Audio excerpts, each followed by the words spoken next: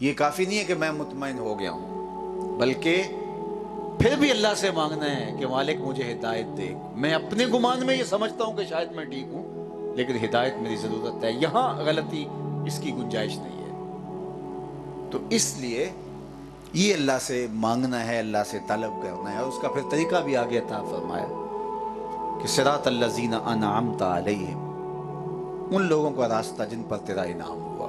ہدایت کا طریق بتا دیا، صالحین کی، نیک لوگوں کی، اولیاء کی، پارساؤں کی صحبت تمہیں صائب راہ پہ پہنچائے گی۔ بعض اوقات بندہ سمجھتا ہے کہ میرا خیال یہ ہے، وہاں تیرا خیال نہیں چلے گا، وہاں جو ان راہوں کے مسافر ہیں ان کا خیال چلے گا۔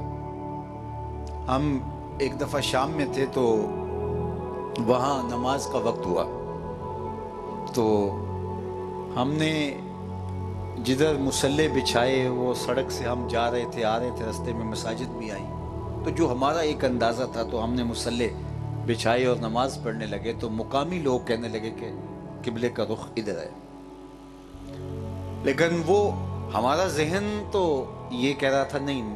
بعض کا تو ہوتا ہے کہ آپ کسی جگہ پہ جائیں، آپ کا دماغ کہہ رہا ہوتا ہے کہ قبلہ ادھر ہے، لیکن وہاں کے مقامی لوگ کہتے ہیں ادھر ہے۔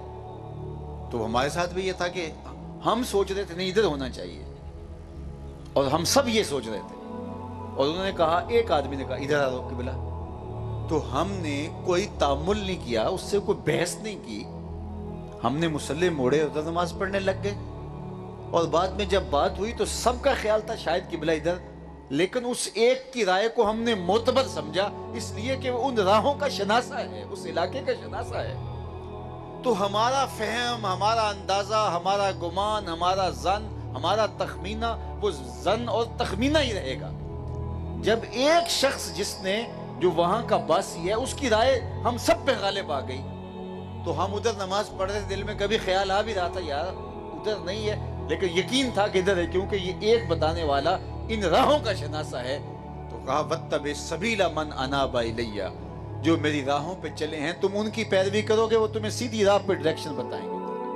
تو سب سے اہم شے ہے کہ آپ کے راستے کا تعین ٹھیک ہو، سب سے پہلے راہ سیدھی ہو، اور وہ صالحین کی، پاک باز لوگوں کی صحبت سے میسر آئے گی۔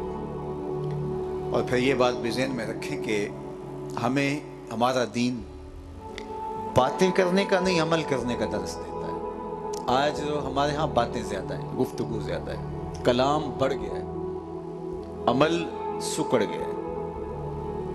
ہر شخص اس کے تبصرے سن لیجئے، بات سن لیجئے، اخلاقیات پہ درس سن لیجئے، پھر اس کے اپنے رویے دیکھ لیجئے، مختلف ہوں گے۔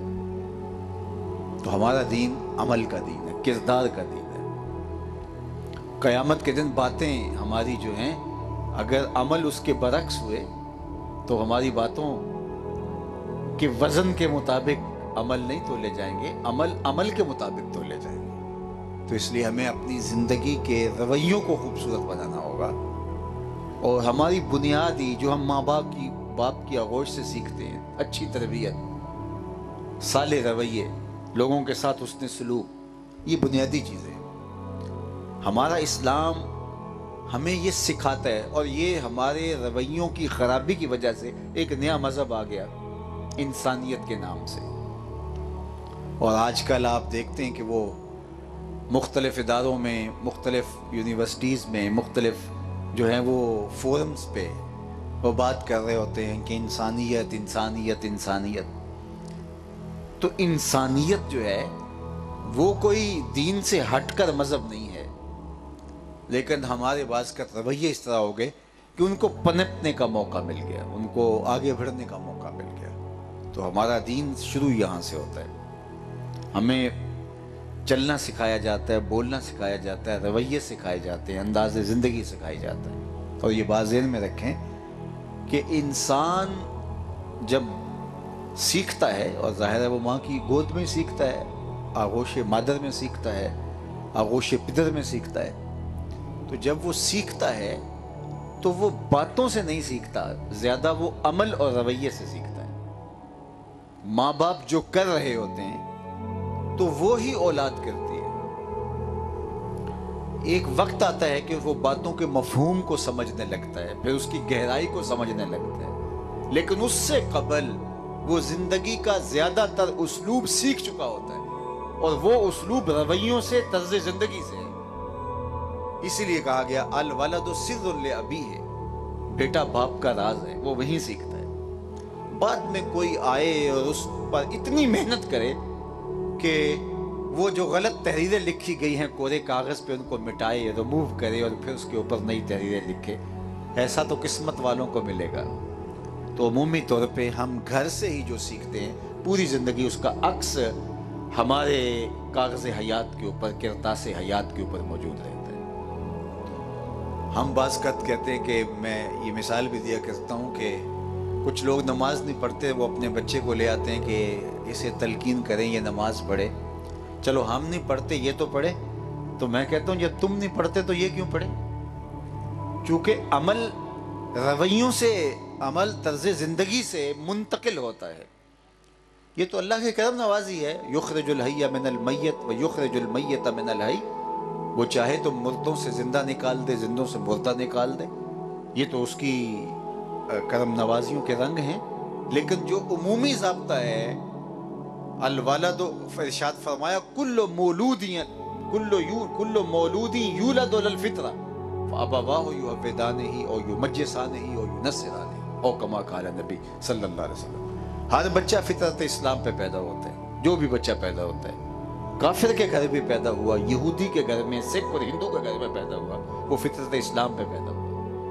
اب اس کے ماں باپ اس کو یہودی بناتے ہیں، عیسائی بناتے ہیں، ہندو بناتے ہیں، مجوسی بناتے ہیں، سکھ بناتے ہیں، بدعمل بناتے ہیں، جو ہے وہ اس کو کریکٹر لیس اگر بناتے ہیں تو وہ ماں باپ بناتے ہیں۔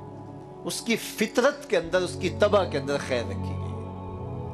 تو اس لیے مجھے اور آپ کو اپنی زندگی کو سنوارنا چاہیے۔ ہم سیکھیں لیکن عمل کرنے کی نیت سے سیکھیں۔ آج کل تو تقریریں بھی چسکے کے لیے سنی جاتی ہیں۔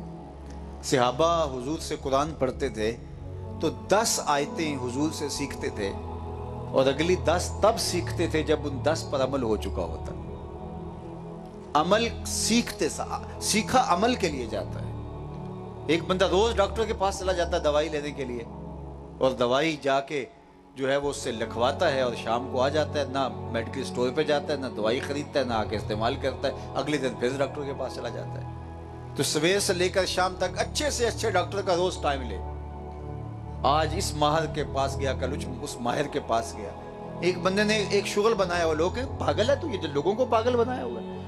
صبح اٹھتا ہے، کسی اچھے ڈاکٹر کا پتہ کرتا ہے، اور جا کے اس سے ساری بحث کرتا ہے، اور اس سے نسخہ لگواتا ہے، اور نہ جا کے خریدتا ہے، نہ استعمال کرتا ہے، اگلے دن نیا ڈاکٹر ڈھونڈنے نکل جاتا ہے۔ تو مجھے بتاؤ اس کی بیماری دور ہو سکتی ہے؟ تو یہی تو ہم کر رہے ہیں۔